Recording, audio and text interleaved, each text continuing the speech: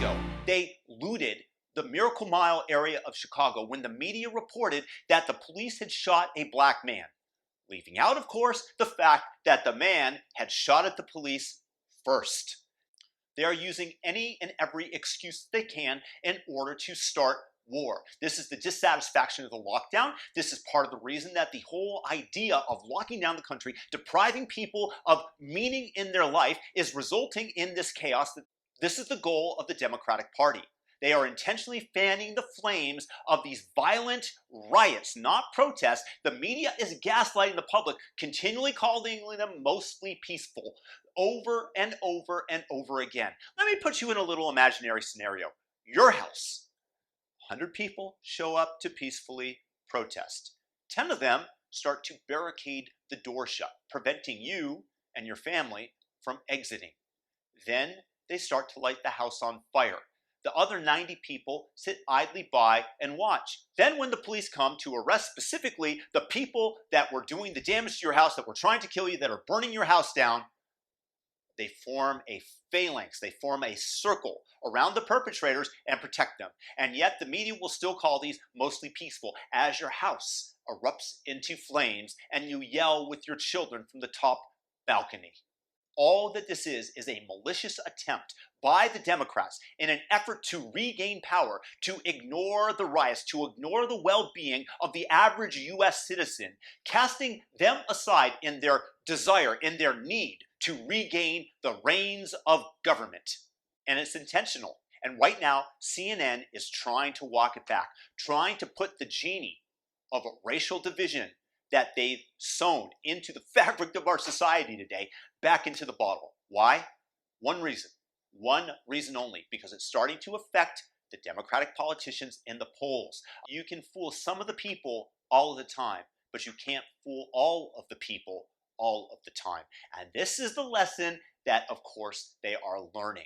As Donald Trump's poll numbers increase, the leftist media is panicking, and they are trying to now state, hey, maybe we've gone a little bit too far. Unfortunately, the genie is out, and it is your doing. It is your doing, CNN. It is the politicians' doing. You realize that the governor of Oregon has failed to decry the violence until now. Until now, she was encouraging it. She was denying its existence. Now she says the violence must stop.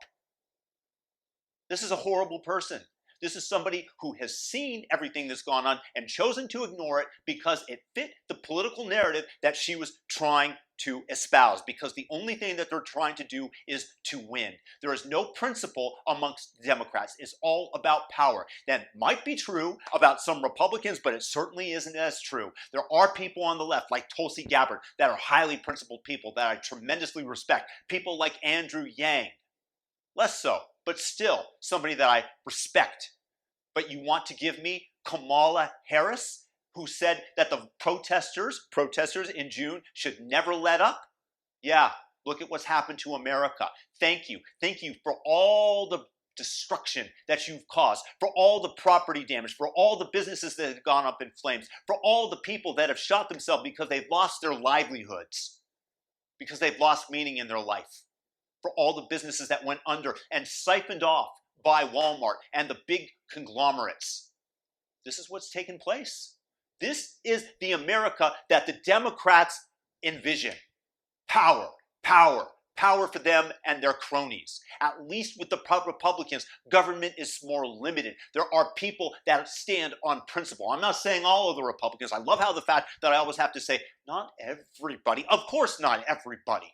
But there are a greater preponderance of Republicans that want small government, limited government interference, of course, that goes along with that, and power for the individual. But that's not what the left wants. They want to control you.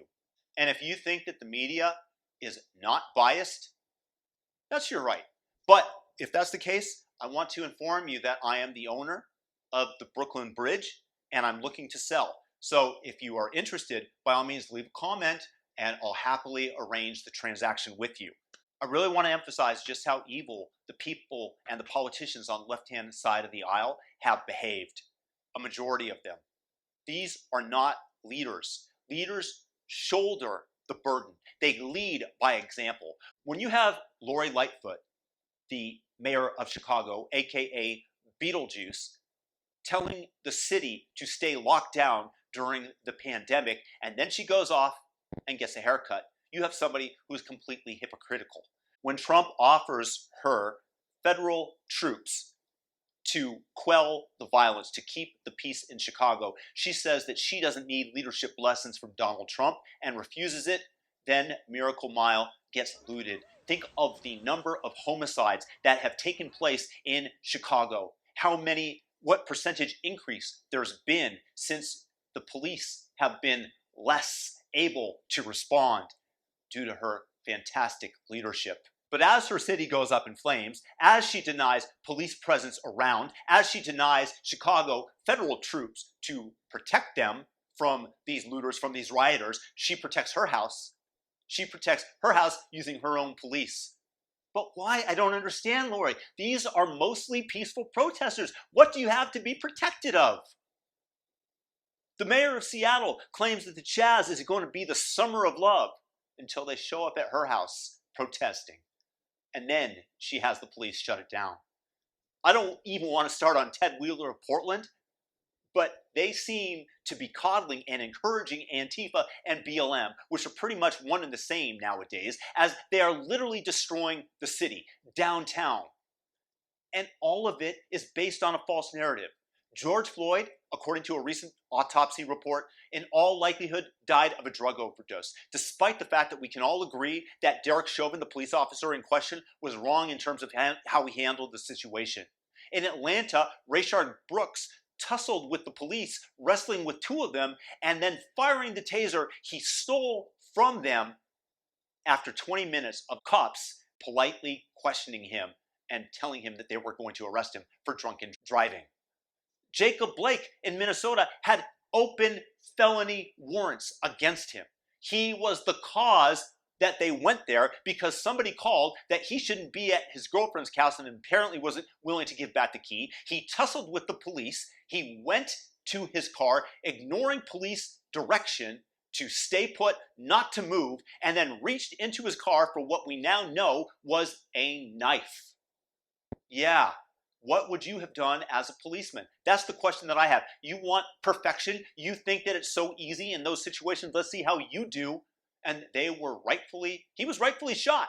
And yet, people riot because of him. In Minnesota, a suspect in a murder case killed himself. And the rumor went out that the police shot another black man. And so they used that as an excuse to riot. And the boot must be used to stamp down upon them to prevent continued insurrection, to preserve property rights. In Kenosha, where the 17-year-old shot 3 people, even the New York Times went through the timeline and determined that it was self-defense. Nevertheless, you have people accusing him of being a white supremacist and murdering people. This is false. None of this would have happened had the people not agitated, had they not thrown something at him, had they not tried to beat him up. The guy was trying to avoid conflict, and you throw a Molotov cocktail at him. Well, I'm not going to weep for you when you get shot. When you attack a man lying on the ground, trying to pummel him with your skateboard, I don't weep for you. When you get your arm blown off as you're attacking him with your pistol, I don't weep for you.